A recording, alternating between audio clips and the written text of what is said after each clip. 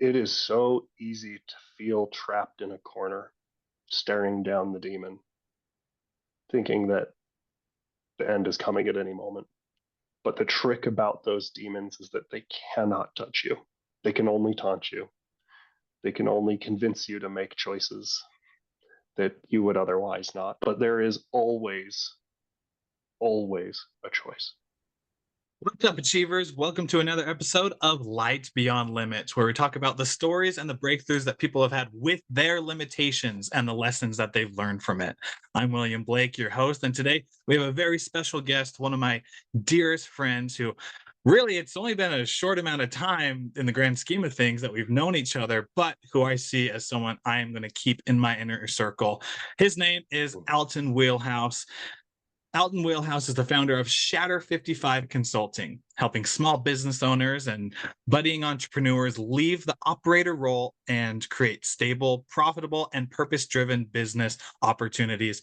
Alton, welcome to the podcast, and thank you for being here. Thank you, William. It's such a pleasure to be here, and especially thank you for your kindness. People who've been listening for a while, obviously, have come to know how great you are, but it's been my pleasure to be witness to it and to have had the opportunities to work together that we have so far. And I look forward to many more. So thank you. Yeah, let's make this a great opportunity, right? Let's just make the moment happen. So Absolutely. yeah, Alton, we want to hear from you. What is your story? What are the challenges, the limitations that were set in your life that you broke through, and how did you become you? Yeah, absolutely. Uh, for me, a lot of my life, I was known as the smart kid in class, right? But I dealt with some neurodivergency that didn't get diagnosed until I was an adult. I have autism spectrum disorder as well as ADHD. The two like to mask each other, and so as a result, I went through most of my life without a correct diagnosis. But very, very early on, I loved working. I loved doing businesses and learning how businesses worked. And so I've been building businesses for over 20 years now. During that time, I've generated nearly $50 million of results for myself and my clients. And it's been a fantastic journey. But along the way, I would say one of the biggest themes has been running into walls until I miss. It's one of the things I share with my clients is the reason that you bring somebody else on board is hopefully they've made the mistakes enough times that they know how to get around them before you run into them. And particularly because of some of those developmental disabilities, for lack of a better word, I really had a gift and then something that I really had to struggle against. My gift was that I've always been able to cut the Gordian knot. If you're familiar with the story of Alexander the Great, have you heard that story before? I mean, Okay, so there's a myth that Alexander the Great came to a city, and there are a few different ways that the story plays out, but fundamentally there is this gigantic knot that is tied around a pole in the middle of town, and there's a challenge that's been put out for somebody to be able to undo the knot. And depending on the iteration of the story, sometimes he sits there and unties it one piece at a time. In other situations, he just pulls the shaft out of the middle and the entire knot falls apart. And in some cases, he cuts through to the center, realizing that it is a show knot wrapped around a central core knot that's much easier to untangle. And so because of some of the psychology that I grew with, some of the things that I learned along the way, I'm very good at cutting to the core of an issue. But on the opposite side of that, I've struggled to communicate well. Um, my story is one, like I said, of running into walls perpetually until I miss and step through the door. And it's because you can have the greatest strategy in the world, but if you don't have the ability to communicate it, it's kind of hard to get people to follow. And so for a long time, I really looked down on what I had done as a professional because I didn't see the results that I produced. I saw all of the opportunities that I missed along the way because I was unable to communicate effectively. And so part of the process of the last few years as we've been going through the pandemic and as I've gotten past an end of life diagnosis, among other things, has been now figuring out, okay, since I have decades ahead of me, how do I communicate more effectively to ensure that I'm meeting people where they're at, to actually solve the problem for them and with them, rather than just giving them a good idea and leaving them on their own to have to figure out whether it makes sense or not. So it's been a fantastic journey, and something that I have really enjoyed. And particularly over this last year, as I've started taking the stage more, we're starting to produce video and audio content of our own for Shatter. Um, it has been amazing to be able to connect with more and more professionals along the way and witness the work that has taken, in some cases, a decade or more of onerous tasks to figure out how to communicate appropriately. Just finally see it starting to click with people. Because my favorite moments in the world are when I see somebody who thinks that they have no more options realize that everything is possible, and that it's just how you get there that's gotten in the way. So there's some of the background there anyway. Trying to boil down a very very complicated story into fewer words, but Yeah. especially since I know that you've dealt with dyslexia among other things. I'm sure there are members of your audience who are listening right now who deal with some of these issues too. The biggest thing that I want to make sure to leave with anybody who's contemplating what those next steps could be is to recognize that every divergence from person to person, whether it's neurological or physical or anything else, is always a two-sided coin. There may be things that are substantially harder for you than everybody else, and that's okay. On the opposite side, there are probably some things that to you seem very natural, that you may even assume that everybody else on this planet just intuitively knows and understands. And if you start to look for those, you will find that you can contribute so much more than whatever gap you've perceived to begin with. Has that been the case for you? Uh, yeah, absolutely. It's like a bomb drop from Ellen. All right, that's the end of the episode, guys. Peace out. No, it's absolutely when, like, that's why I love what this podcast just reflects, is because it's not about me. It's not about you, even though, you're highlighted in this interview. It's about overcoming the challenges that we have, overcoming those dark places that we have felt and that we've lived in for years and years, and sometimes decades that we've lived in. And we're here as evidence of going towards the light, of Yeah, turning that light switch on, of being able to see the spark and walk towards it. And we were able to break through that glass of limitation that we have. And all we want to do is to share that with other people. All we want to do is, like, we have been there. And because we have been there, we don't want other people to be there, because we know the hurt, we know the pain. And as everyone and anyone who's listening, there's hurt and there's pain, but there's a such brighter side on the past that wall of limitation, as you oh just yeah, break through it. And it's going to be hard, right? But so many of us have done the fluff. So many of us have tried to go around the bush, over the bush, under the bush, where the only path is through it. But yeah. it's through it that on the other side there's more.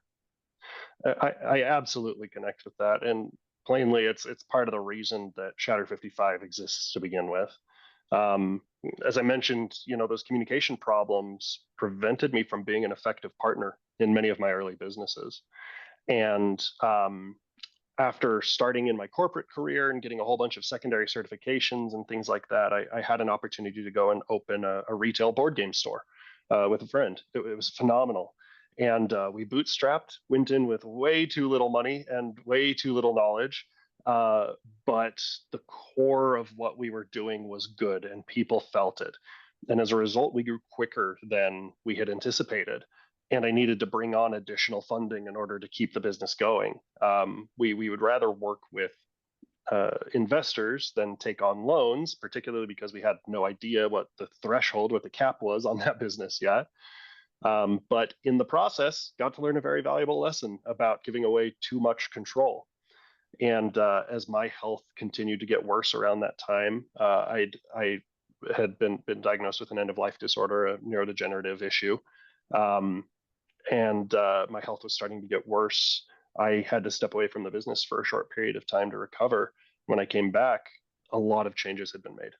Um, Contracts had been broken within the community, and we had gone from being arguably the most successful, if not one of the most successful stores in the state, where we were hosting 130 people every single Friday night, down to 60 within a matter of weeks. And as we were approaching all of that, my partners were justifiably frustrated with me, because when I had to step away, they didn't have everything that they needed in order to be able to move forward, and I hadn't stepped up in the leadership role to really communicate those ideas onwards. Ultimately, that resulted in a conversation with one of my partners in which I was asked to leave the business.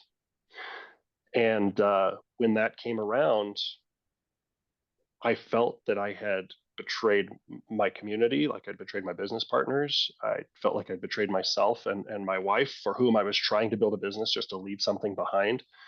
And all of that hit me in a really, really hard spot. I had 2 suicide attempts, and the second one put me into the hospital just a few weeks before Christmas of 2018. And it really ripped me apart. And while I was there inside the hospital, uh, basically there are 2 types of patients that you can see. They're the ones that are actively engaged. They're trying to be part of group therapy. They're doing things, and they're actively on the mend. And you can see that the light has come back into their eyes, and they're working out. And then there's the group of people who have their favorite chair. The first thing in the morning they get up, they go there, and they don't leave it unless it's to use the restroom, get a meal, or go back to bed. And for a little while, I was in that space trying to deal with it. But as I started to have a little bit of time to myself to meditate and put things back together, I started to mend. And one of my hobbies is game design. So I asked my wife to bring me some of my supplies so that I could continue to work on one of the games that I'd been working on. As I'm sitting in the corner of the common area, just rolling dice at a table, one of these gentlemen who had been there from literally the first day that I was there, just stuck in this huge, overstuffed armchair. He looks up and he asks, "Are those dice?" I said, "Yeah." He goes, "Oh, what are you doing?" And I tell him, "Well, I'm designing this role playing game similar to Dungeons and Dragons." And his face just lit up. He says, "Oh, I played Dungeons and Dragons all the time as a teenager. Like, can I try? Can we do this?" I was like, "Oh, yeah, if we can get a couple other people together." And he got up and just went and found like 3 other people. And we played that night until the orderlies kicked us out. And the next day, all of a sudden, he's participating. You can see that light in his eyes. And as I watched him grow, it healed me too. As I realized that I had misaligned my actions and my purpose. That one of the things that had motivated me to build that store to begin with was the connection with people, was the community, was the opportunity to grow. And that I had said that because I'd failed in that one thing, that I had somehow failed that purpose. But even just sitting in a space where I was being honest and true to myself opened up doors, not only for me, but for the people around me to start to heal. And so after I got out, I started planning more businesses and figuring what those next steps were. And let's be clear, again, expert at running into walls. Okay. Not every single one of those businesses is wildly successful. Some of them are still operating, some of them aren't. But with each iteration, I learned a little bit more. And at every iteration, I learned and tuned more into myself that it was about the person on the other side rather than the thing that I was selling or the thing that I was doing. And so, as we started to go through the pandemic, September of 2021 was when I turned 30. I was supposed to be gone by 30. And I'm watching the world in total disarray and thinking that that's what I'm leaving behind. I had left some of my hope with it to say that there was no more time to build anything else. But as I started to be proved wrong, as my health started to improve, we found other ways to get past it. It's been the transition now to say, okay, since I have decades left. How do I build businesses that are going to support me and my family? But more importantly, how do I do that in a way that's actually in line with my purpose? And from that came Shatter 55. Every 55 seconds, someone decides it's their last moment on Earth. That is the most egregious waste. And so one of the goals that I have as an individual is that before the end of my life, I want to add 1 second of time to that clock. That represents tens of thousands of lives every single year. And for those of us that are in economically developed countries, the single greatest cause of mental distress, you can probably guess it right off the top of your head, is financial issues, right? If the money isn't working, people get stressed and then situations start to go downhill. So Shatter 55 is focused on helping small business owners and budding entrepreneurs, people who want to be able to build strong businesses, to do so in a way that is going to be sustainable, that's going to be profitable, but that's also in line with their purpose. The reason for this is pretty straightforward. First, we're helping to solve the economic problem for that business owner. Absolutely. But beyond that, if they are building strong businesses with their purpose in mind, they're also creating economic opportunity for their employees, and they are tying what they do to the things that actually matter to them. Because even though the function of a business may be to be profitable and make money, that's rarely the purpose of the founder who put it together. When I interview people, and I'll even ask you, Willie, and you okay with being vulnerable for a moment? Yeah, let's do it. Okay, so I've snapped my fingers. Money is no longer an issue. What are you doing with your time?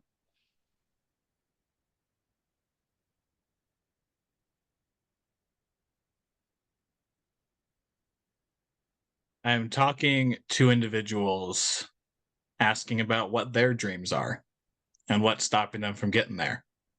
In all honesty, kind of what I'm doing right now.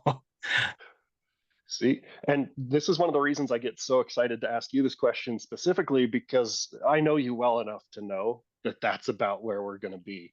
But you've touched on two very important things in that response. First, whenever I ask this question to a potential client, and I do exploration calls with people all the time, just trying to give them things that they can do on their own, uh, it is unerringly consistent that when money is no longer the issue, people want to be giving back. They want to be helping their family. They want to be helping their community. They want to be helping new business owners or people who have particular needs, or there's always people involved in that situation. And so first off, to that piece, okay, that tells me I'm on the right track. If we can help ease some of those financial issues, not only are we giving their life more meaning and purpose, but they're going to be helping other people. The second part that you touched on, that is the most enjoyable part of what I do, is the realization that you had at the second half of that, which is I can do that now.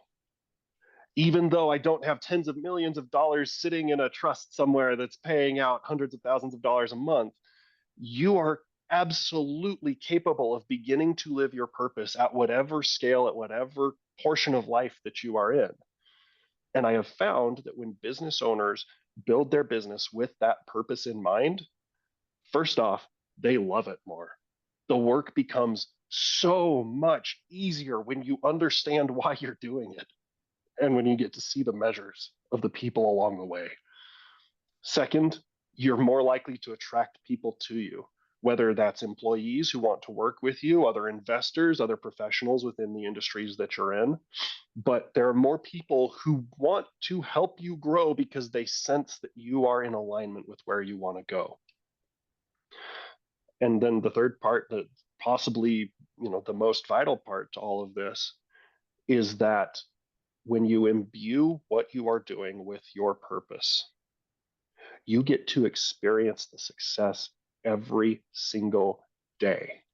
And when you are living in that success, customers want to work with you. Vendors want to cut deals with you. Everybody wants to help you succeed. Even if they aren't the professionals within your industry who can give you the new tool, they are rooting for you. And how powerful is that, to be able to know that you are not alone in building something that matters? it's one of the most beautiful feelings in the world. And that's where I get that excitement, because I don't just want to get past 55 seconds. I want to shatter it. I want to help people find paths to retirement long before the age of 55. I want people to be living well above the 55th percentile within their economic conditions, because all of these contribute to bringing out the human underneath that actually wants to help, that's trying to solve problems, that's trying to make the world a better place. And I know that we can do that. And that's not only additive, but multiplicative as we get more people enrolled in their purpose. So Wow. it's a powerful thing to be able to feel and to be able to be in line with. But thank you for letting me share it. And thank you for sharing it. It is so powerful to see when people, there are times where we go on what a lot of people call tangents, but I think tangents are random. And I think tangents are unpurposeful. Mm-hmm. What you just went on was the journey. You just showed us the journey throughout your life through the story of when you uh, was with the individual in the hospital doing the D&D, to businesses, to shattering that 55 seconds of someone attempting to lose their life. It was a powerful journey that you shared with us. So thank you for sharing that. And Thanks. one thing I would love to touch on is the principle of the why we do Yes. something. Because when we have a business that we love doing, you are right on the spot. We don't see it as work. We just see it as another attachment to our life that we get to enjoy every single day. Unfortunately, a lot of people don't get to have that. And I don't think it's because they can't have it. I think it's because they think themselves out of having it. There you go. They think themselves out of it because they haven't gotten past or have had the mindset shift yet that anything that you are wanting is possible, and that financial money, whatever you want to call it, is never a why. That's always the how. Mm-hmm. Because someone might want money, but the why behind it could be to provide for their family. It could be to go and travel the world. It can be to go and have those experiences with friends, family, or strangers, right? The why behind it never is financial. Financial is the means to it. But when you go through in depth of like why you want to do something, what is your true desire with it? You start along the path of unlocking it in your mind of this is what I truly want. Then you can ask the question, what can I do now to obtain it? I love how you took me through that vulnerable moment because it put me in the position of I love helping people. And I love other people going past their limitations that they set for themselves, realizing that Yes. their dreams are right there, realizing that they can do what they want with however much time they want to put into it, but that they can do it now and not Yeah. later. Like I love seeing people's dreams and that light coming in their eyes. And when I saw that light, I'm like, but and that's what I'm doing right now. I have financial struggles. I'm still working through it. I'm just like everyone else. I'm trying to raise, well, everyone doesn't have three kids, but in my family, Mm-hmm. I got three kids to raise. I got a beautiful wife who's helping me out.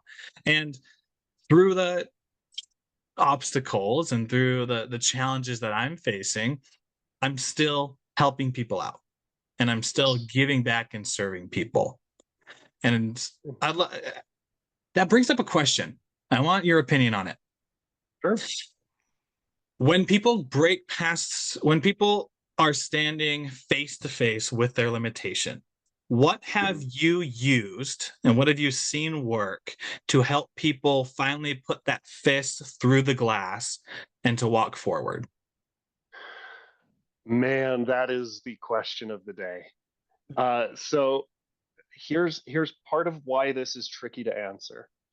One is that oftentimes people think that they are in alignment with why, but really it's just how in a trench coat.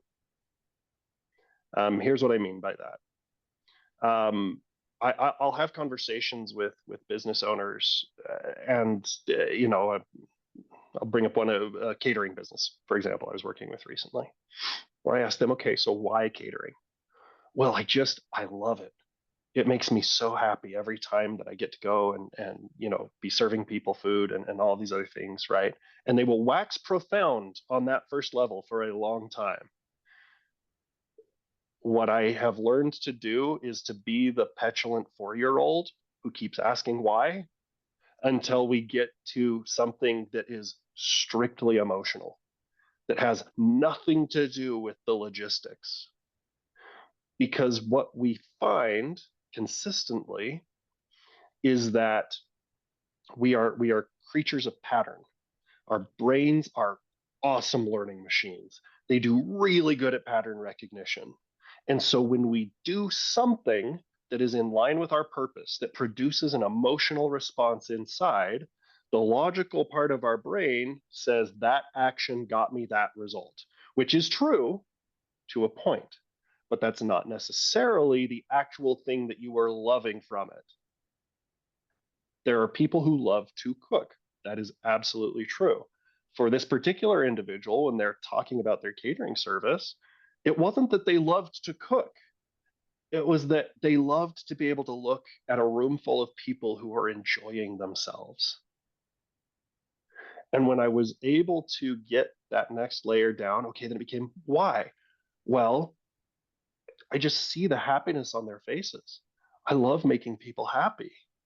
Okay, but why? Like, what does that do for you? And we just kept diving deeper and deeper. And at the core of it all for this individual, it came down to I am happiest when I am with other people. And they felt that the only way that they could do that was to be in service to them. Okay, now we've separated that out into two meaningful parts. One is that I love being around people, and the other is I have this belief that says that I must be in service to them. Now, let's be clear, that is not a damaging, awful, horrible belief. Being in service to people is wonderful, and it is, in fact, one of the best mechanisms to put you into proximity with people who are happy to see you. But because she had focused so hard on that how in a trench coat, she was stressing herself out over the business because it felt like she had to be the one who prepped all the meals. She had to be the one to drive everything to the location. She had to be the one to set everything up at the venue. And that was preventing her from enrolling employees into her vision to be able to do it at a bigger, better, grander scale where she could show up and just be there to make sure that everything worked right, act functionally as the maitre d' of the night, being able to interact with people. That was the part that was way better for her. And in the process of unlocking that and realizing that she had opportunities to bring other people on board, it meant that she started to take herself out of the logistics, the things that were trapping her down in the trenches, and up to the 60,000-foot view, where all of a sudden ideas become so easy to find because we're not worried about which knob to turn and which lever to pull.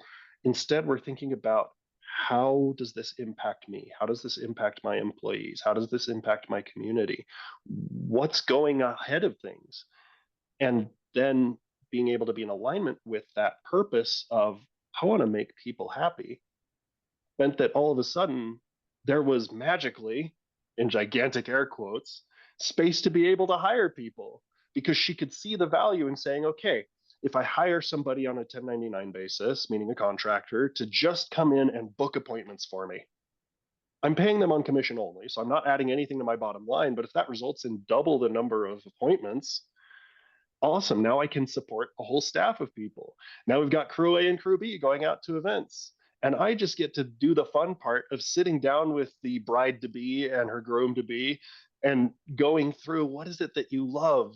What are you excited to do? Let's build the menu. Let's get the colors together. Let's make sure that this makes sense. That's the part that she loved. And then being able to go to the event proper and do the final touch work, making sure that everything was exactly the way that it was envisioned and planned to be. Meanwhile, empowering the employees that she was coming on board to be creative problem solvers, finding people who were more skilled and capable than she was at the tasks that she was forcing herself to take on that she didn't actually like to begin with. She just saw them as the only path to do the part that she enjoyed.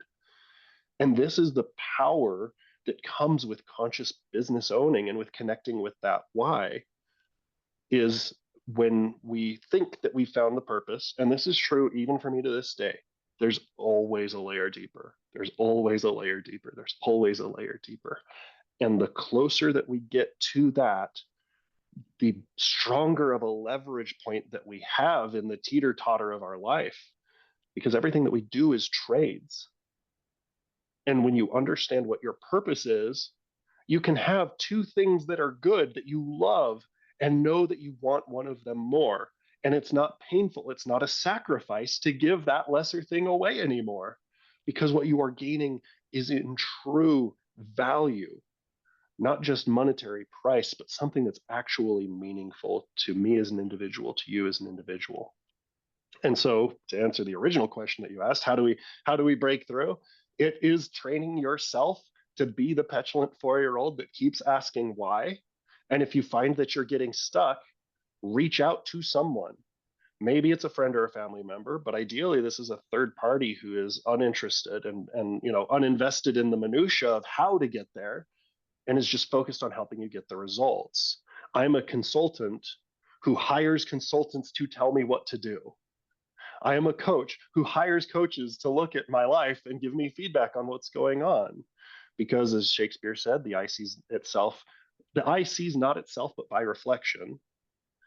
There comes a point where your training is only going to take you so far. And because you are aware of all of the little teeny tiny minutiae along the way, it's very easy to put trench coats on the ideas that you're coming up with.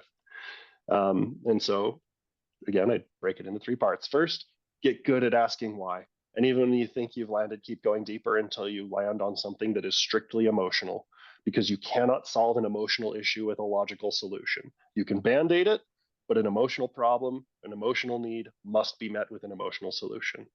The second, as you're getting stuck, be humble enough to ask for help.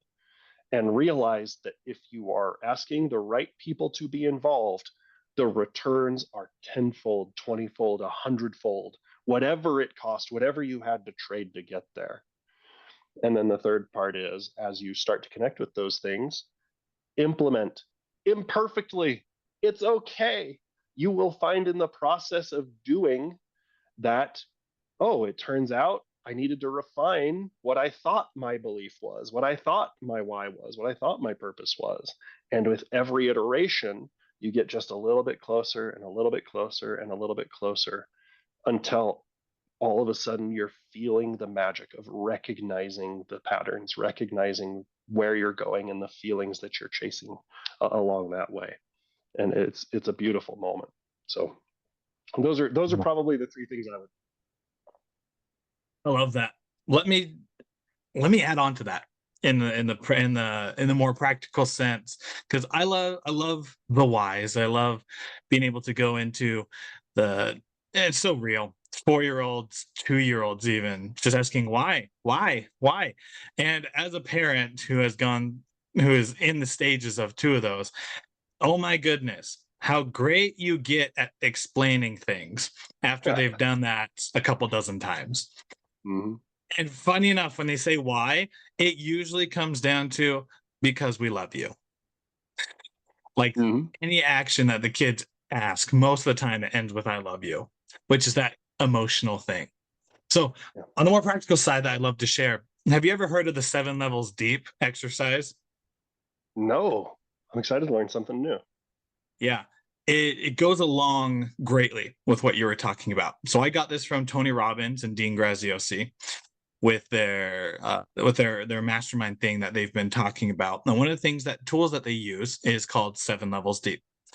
Mm-hmm. So what you do is you think of one thing, a single thing that I would define myself as a success if I achieved X, Y, and Z. So whatever the X, Y, and Z, let's just say that it is I make 10K or 100K in a year. Awesome. Mm-hmm. Why is that important? And so you go down and your first one, you're answering that question. Why is it important for me to make 10K in a year? And you write your answer down, and then you ask again, why is that important? And so the premise of this is through that single thing, going down, asking yourself, why is that important 7 times over and over again? And it's crazy what happens. I've done this with several clients, I've done this for myself. And what I've found is that for the third and fourth of asking of why it's important, those are your head answers. Those are the ones that Mm, always come out. Those are the ones that you tell every single person that you have all over social media. Those are the ones that are present. But then when you hit 5 or 6, you stop. You take in a deep breath, and instead of listening to your head, now you're listening to your heart. yep. And the answers become more emotional. And by the time you get to that seventh one, and sometimes I even recommend continue going if there's even more, once you get to that seventh level, the answer of why you are doing it is so much more powerful because that is within you.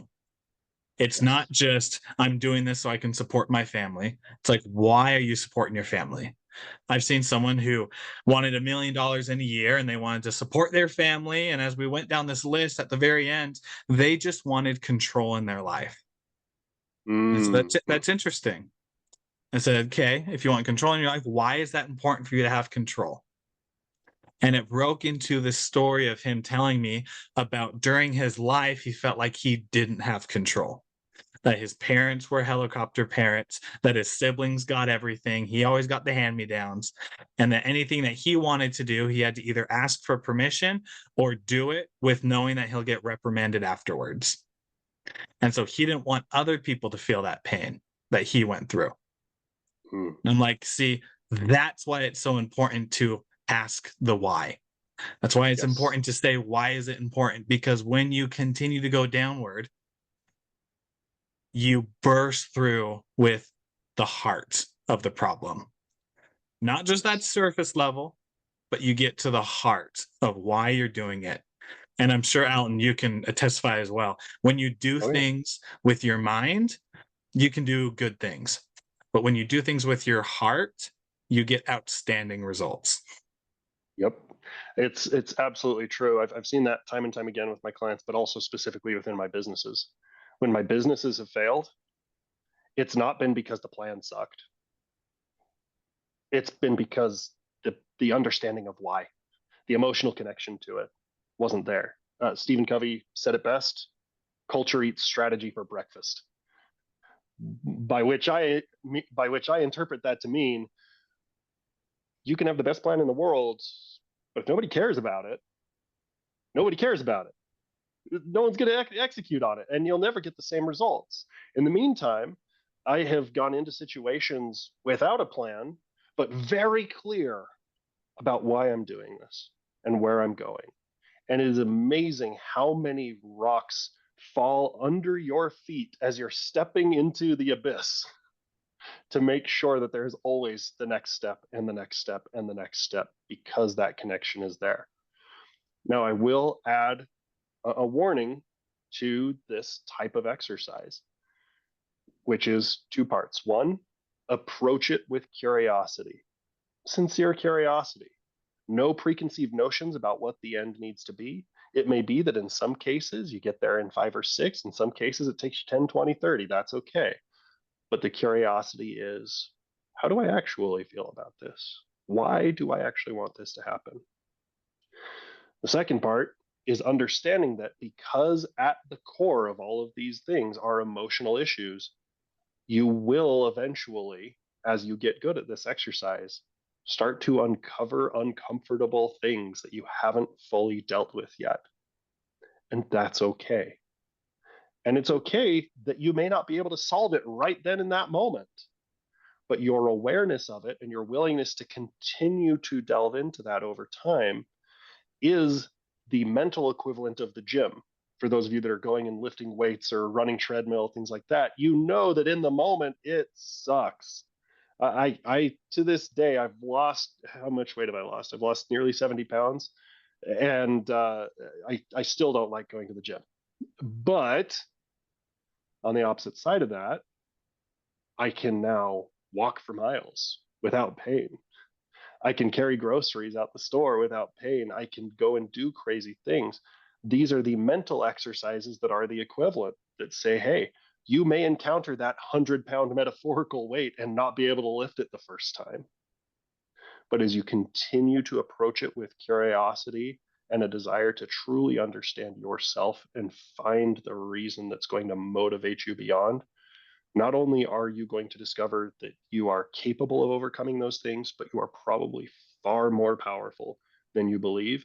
And the process of that discovery amplifies that to the next degree. At that point, you stop worrying about the what and the how nearly as much.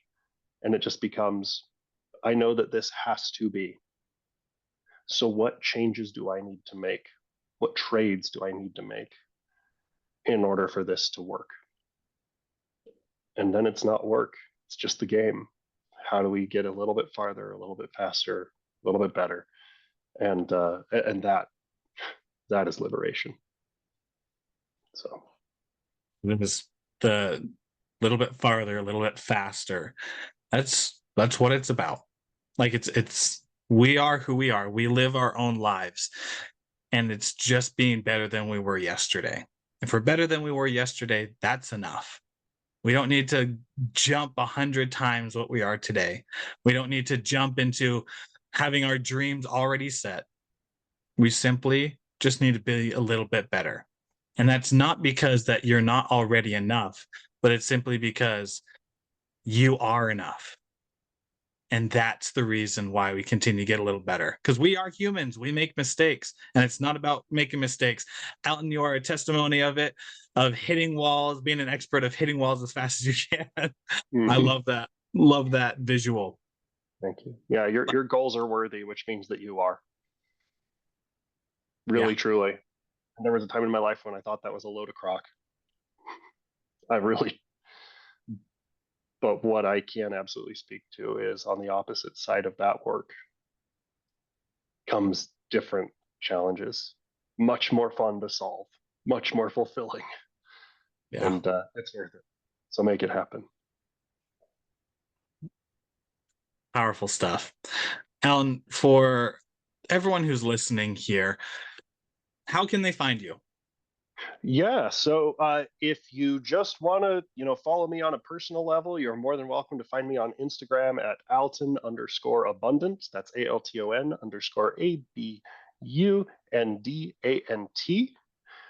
If you are a small business owner, or if you are a budding entrepreneur, if you have a business idea that you're trying to figure out how to get to market and make sure that it is going to be reasonable and sustainable and profitable and purposeful, then please feel free to reach out to me as well. You can go to shatter55.com /profit with purpose. That's SHATTER55.com /profit with purpose. And what that'll do is for anybody who's listening to this podcast, I will do the exploration call with you. It's absolutely free. Please don't worry about that. Far more important to me is helping give you some actionable items that you can start to take away and do on your own. And if it makes sense for us to work together, we'll find a way to do it. I'm very selective about only helping people if I know that I can knock it out of the park. But otherwise, we'll part ways as friends with good advice and get you connected with your next steps. So, and beyond that, the other way that you can support me is by supporting my friend William Blake. Please continue listening to this podcast. Share it with those who need it. We have a lot of light to give to the world, and it is through those small and simple acts that the fulcrum of our lives moves mountains. So, thank you, and thank you for the opportunity to be here. Absolutely. And to everyone watching and listening, you can find all those links in the description that Alton talked about. Now, Alton, what I like to do at the end of each of these interviews is share a question with you that I'm going to have you answer. It's called The Last Question. I got this from Diary of the CEO from Stephen Bartlett. What it is that the last person I interviewed left a question for you. You don't get to know who it is. They don't know who you are, but they left a question for you to answer. And we're going to share. And I have it written down, pulling it up right now. And I'd love for you to answer it. Are you ready? Okay, let's do it. Okay. Question is, what advice would you give your 18-year-old self?